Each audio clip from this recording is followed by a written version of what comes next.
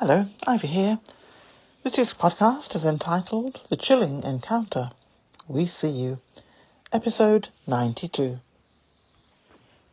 Earlier this week, Harry, Meghan and Doria were hounded by paparazzi in New York City for 2 hours. Paparazzi following the police escort cars that accompanied the Sussexes' own security. Apparently, the paparazzi surrounded the venue where Meghan and other women were attending a function in celebration of the advocacy work relating to various aspects of equality. Harry and Meghan's mother attended the event in support of Meghan. Paparazzi waiting outside did not know which entrance Meghan would be entering or exiting the building, so they apparently surrounded the complex. As things turned out, they were unable to get a quality shot of any photos because Meghan and Harry and Doria were surrounded by security, who deliberately enveloped the Sussex crew, ensuring that quality photos could not be taken.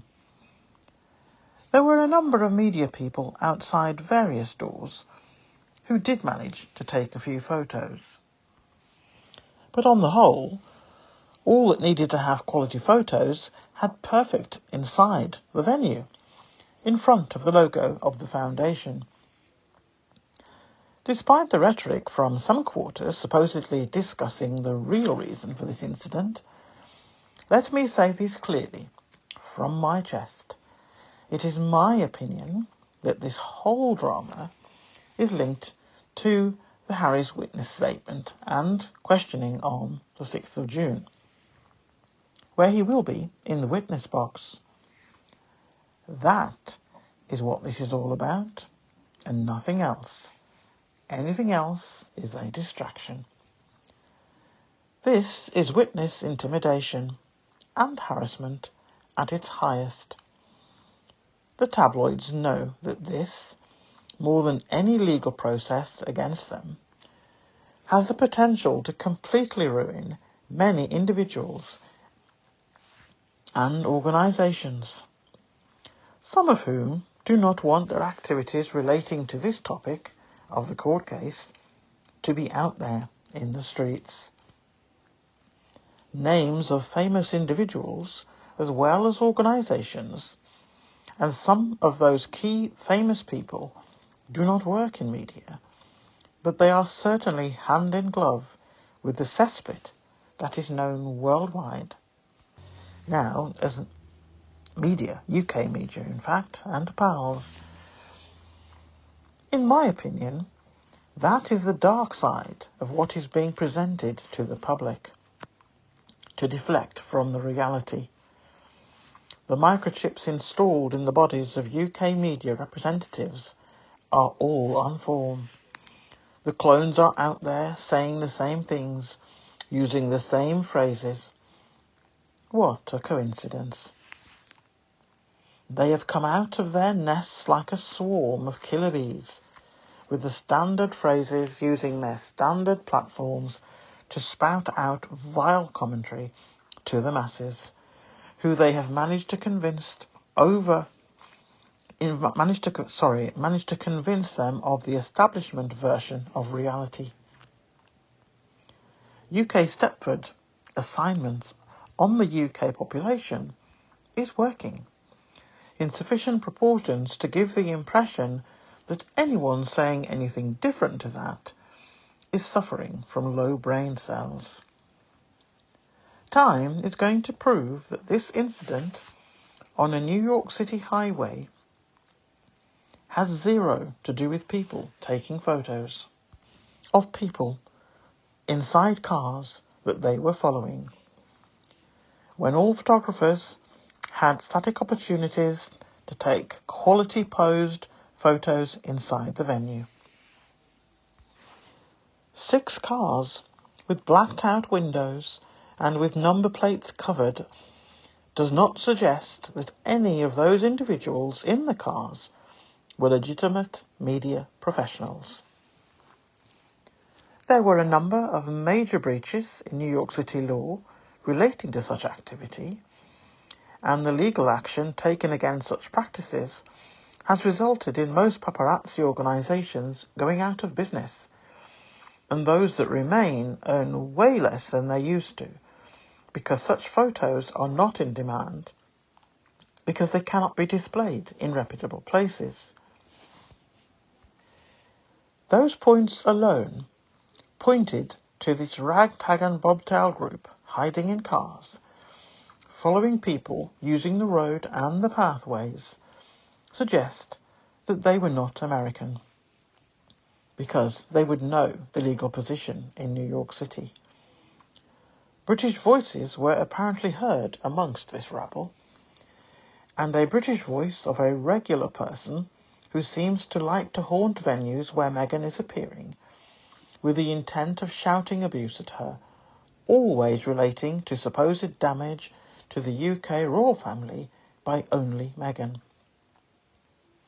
Who would want to pay to send a reporter from the UK to the USA twice in 5 months, purely to spat venom at Meghan from the outside of a building? He is a sad soul who fraternises with another sad soul in UK media, and where at least one of those two has cause to be concerned about Harry's and the other witness statements and answers to questions whilst he's in the witness box on the 6th of June. Every tabloid has reason to be very worried, and for the two that published photos from the game that these 6 cars occupants decided to play in traffic that night, for the sheer joy of getting such photos whilst they pirouetted between vehicles, must have been a sight to behold, must have produced much glee in the offices of the said tabloids. They did, however, remove them once legal communications were apparently issued to the photographer's employer, despite the tabloids paying a tidy price for them, I am sure. Such was the need to write articles describing a different dance routine, with New York City traffic, to the one that actually took place. It must have been a different theatre. This is how the Duke of Sussex's mother died. That is, being chased by paparazzi in traffic by cars and motorbikes. This would have been frightening for all 3 occupants in the car, but particularly triggering for Prince Harry. Anyone that considers this to be okay is lower than vermin. In fact, vermin have more use and regard for their fellow vermin. The life forms who call themselves royal reporters have sunk to the lowest of depths with this style of reporting. When you have spent 7 years dehumanising your prey, then it comes as no surprise to people like myself as to where your motivation lies. A higher power will deal with you all in time. In the meantime, continue with your version of events, i.e., you commissioned people to dance in New York traffic. It must have been a huge hit of a production, because so many around the globe are reporting on it, including the speedy removal of the articles and photos by the only 2 tabloids out of the whole team of tabloids who published them quickly, whereas the reporter clan usually write in unison. It says so much for the lack of independent thought in the UK newspaper industry nowadays. But I digress. It must have been a famous one, because so many groups were impacted by the routine as it unfolded. People on walkways and footpaths, for those in the UK, had to jump out of the way. Fellow drivers trying to go about their business. I bet they were beyond pleased to be included in the production in that way. How kind of you, the UK and USA-based Paparazzi organisation, agreed to embellish the production in order to please their UK commissioners of the performance. I can picture the scene now. Billy Elliot-like for the UK and West Side Story-like for USA viewers in the audience. I cannot wait to hear who will be nominated for the next series of Tony Awards. This production must surely be up there because of the worldwide interest, and the audience figures will be accurate and genuine, as opposed to what we are used to in elements of UK award productions. Seeking refuge. Fleeing from the relentless pursuit, the royal couple's security team made a decision to drive into a police station in New York City, seeking a safe haven. The police, recognizing the gravity of the circumstances, allowed the Duke and Duchess, along with Meghan's mother, some respite to gather their thoughts. Eventually, they chose an unconventional means of transportation to continue their journey: a yellow taxi. The dancing with wolves, i.e. cars, continued as these determined people wanted to show their dancing prowess in between moving traffic. No regard for the occupants inside, just the opportunities to take photos which will earn them money. Both they and their commissioners of this evil, and more importantly, illegal activity of intimidation and harassment, were only interested in earning money in the one group, and the other was more likely to intimidate a witness to the point that future income would be guaranteed for years. But if this case is won by the brave individuals who are giving evidence, that will be the end of the gravy train for many. In fact, for many, there will not even be a penny paid because there will be no salary. Some of those media individuals may spend an amount of time in a place that is not their home. I have nothing but contempt for any person who can do this to another person who has experienced decades of trauma by activity by the media co-workers, and to take part in similar activity 30 plus years later.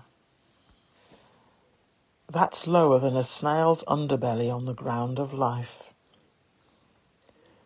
Jodi Mitchell's Yellow Taxi song was not like this scenario at all.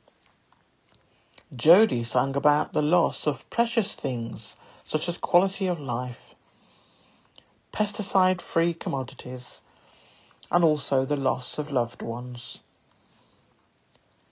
That dance routine that some of you pulled or orchestrated this week was an abomination and truly evil intent, alongside greed and self-preservation. Most of all, it was illegal.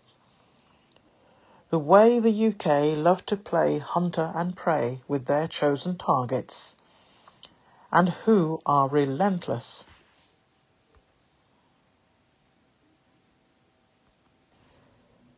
In their chase, until the loss of life occurs or the spirit is broken. All three occupants in that car, who you all regard as your prey, are made of sterner stuff than you give them credit for. People who UK media love to describe as irrelevant. But in the words of Jodi Mitchell's song Yellow Taxi, These words are particularly apt. Don't it always seem to go that you don't know what you've got till it's gone? End of quote from that song. You are all about to find out how strong these three individuals really are. Watch and learn.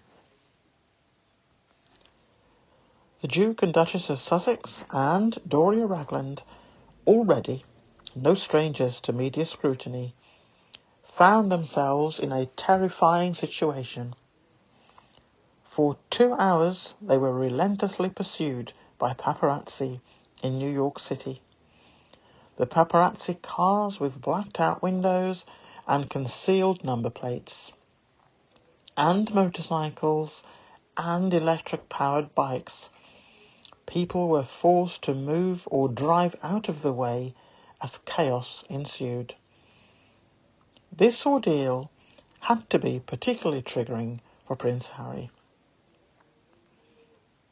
given the tragic circumstances of the way that his mother, Princess Diana, was ended by actions of others. The implications of this relentless chase raise disturbing questions about the motives behind these actions. Next heading, pressure and coordinated attacks. Another alarming incident that took place simultaneously. While the Sussexes were being pursued through New York, someone was found loitering around the Sussex property in Montecito, California. The heightened security measures alerted the police to the potential threat.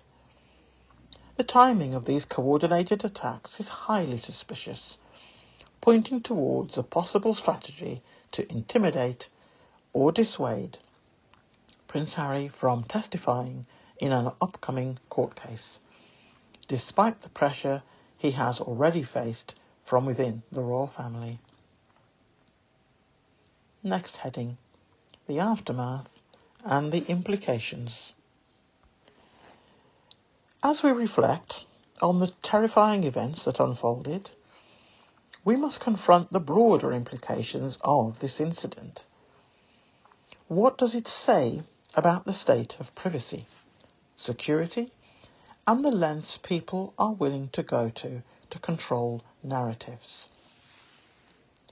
Think about the legal and ethical aspects surrounding this harrowing experience and explore how it could impact the ongoing legal proceedings. Furthermore, think about the wider context of media intrusion and the responsibilities that come with reporting on public figures. A few examples of techniques used by paparazzi. 1. Surveillance techniques. Paparazzi and individuals involved in covert activities might employ various surveillance techniques to monitor their targets. This can include the use of hidden cameras, long-range lenses, drones, or even tracking devices on vehicles. 2. Disguises and decoys. To avoid detection, paparazzi or hitmen may disguise themselves to use decoys to divert attention. They may adopt different appearances, wear costumes or wigs, or blend in with the crowd by posing as tourists, construction workers, or other inconspicuous individuals. 3. Use of multiple vehicles. To maintain a certain distance from their targets, paparazzi or hitmen may use multiple vehicles in their pursuit. This allows them to coordinate their movements and switch between vehicles, making it harder for their targets to identify or evade them. Does this not seem familiar in recent events? 4. Strategic positioning. Paparazzi and individuals engaged in nefarious activities may position themselves at strategic locations along the intended route of their targets. This can include vantage points such as rooftops, parking garages, or intersections, allowing them to capture photographs or observe their targets without being easily noticed. 5. Employing distractions. To divert the attention of their targets and the surrounding public, paparazzi or hitmen might create distractions. This could involve staged incidents, loud noises, or orchestrated events that draw attention away from their actual activities. I'll say no more on that section and leave you to come to your own conclusions about recent events. In the United States, including New York City, the First Amendment protects the freedom of the press, which includes the rights of paparazzi to photograph and report on public figures. However, this right is not unlimited, and there are legal boundaries and regulations in place to balance the rights of the press with the privacy and safety of individuals. Specific laws that may apply to paparazzi activities in New York City include 1. Harassment. Engaging in persistent and unwanted behaviour, such as following or pursuing someone in a manner that causes distress or reasonable fear, can be considered as harassment, which is generally illegal. Traffic and vehicle regulations. Violations relating to driving on footpaths, endangering pedestrians, or driving with obscured or illegal license plates may be subject to traffic laws and regulations. Invasion of privacy. While public figures generally have a lower expectation of privacy than private individuals, there are still legal protections against intrusive or invasive acts that may violate a person's reasonable expectation of privacy, such as trespassing, stalking, or capturing images or recordings in certain private areas. Next heading. Stronger than you will ever comprehend. After 7 years, someone decided to try this foolishness. Boy, oh boy, no wonder you are living the lives you are living, and fear that if you lose that input, you all have no viable alternative. Not to mention, you will all be treated like pariahs, and rightly so. The 3 potential victims in that vehicle, who 2 groups of you targeted for nefarious purposes, are made of sterner stuff than any of you hiding behind your clown badges of expertise. If you were hoping to find the location of the Sussex place of residence whilst attending an award ceremony, then that is also an illegal act. You had no business to be loitering outside or near to any such property. Likewise, your stray dancer who just happened to pirouette across to Montecito in the belief that the property was empty. To do what exactly? Place bugs and trackers? You clearly did not have a stray performer visiting for any good reason to avoid property. Vermin is too kind a word as a description of the people and the intended activity. Your attempt, among many other things on your to-do list that night, was to tarnish reputations. Not a good move, and I am fairly sure from my non-legal mind that you all are going to find out how that plays out in due course. The fact that only 2 of the key constituent parts of the invisible contract between all the known people who make up that arrangement decided to publish photos and a comic strip masquerading as a news article within a very short time of the occurrence of that dance in New York in the traffic, and then quickly removed all said evidence from public view, whilst all the other constituent parts of the contract remained silent. It spoke volumes. Normally, you swarm your targets, but on this occasion, you decided that 2 would leave the hive and do a bit of clownery in public, whilst the rest stayed behind to protect the queen bee.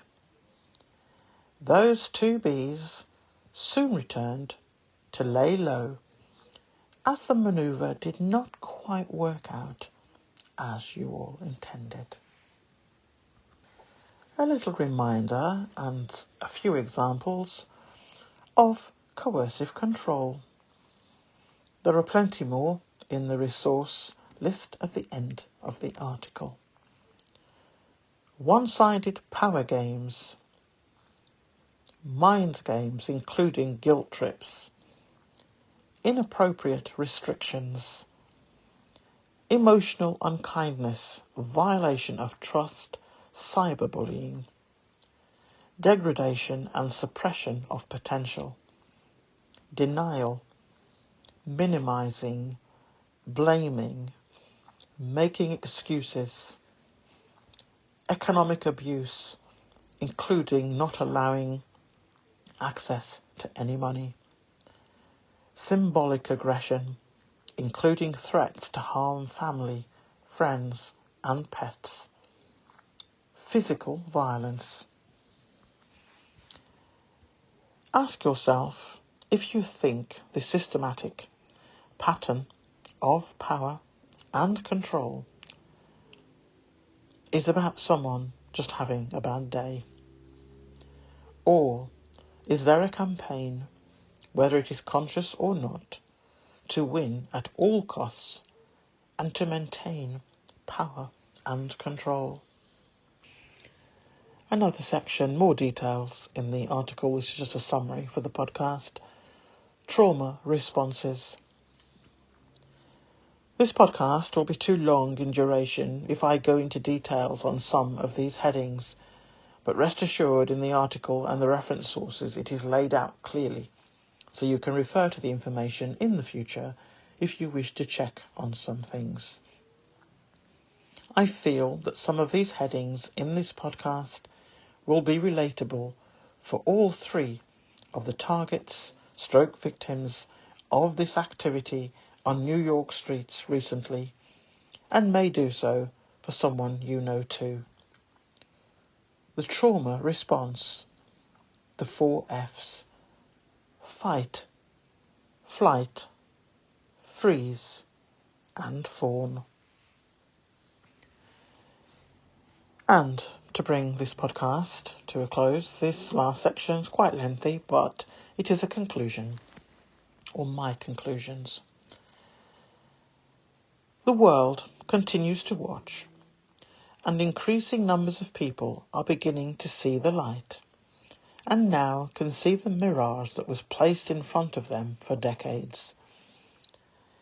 If the establishment thought that 1997 was fading from people's memory, you are wrong.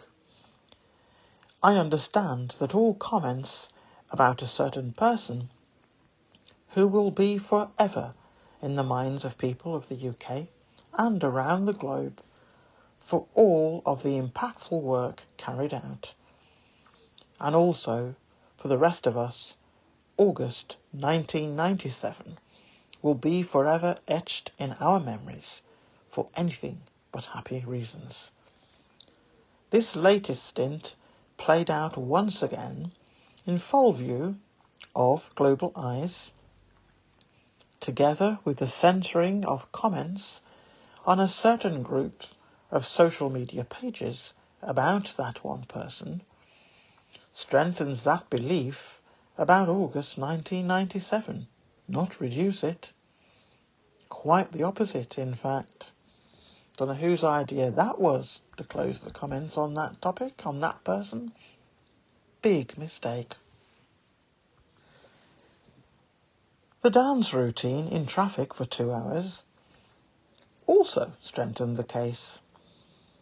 And I am not referring to the current one in court, other than someone thought it a good idea to try and recreate the same scene, but in another country. Or, at best, wanted to intimidate a witness. Neither scenario places any of those key players in this evil and decidedly cruel game in a good light. All of you will regret it.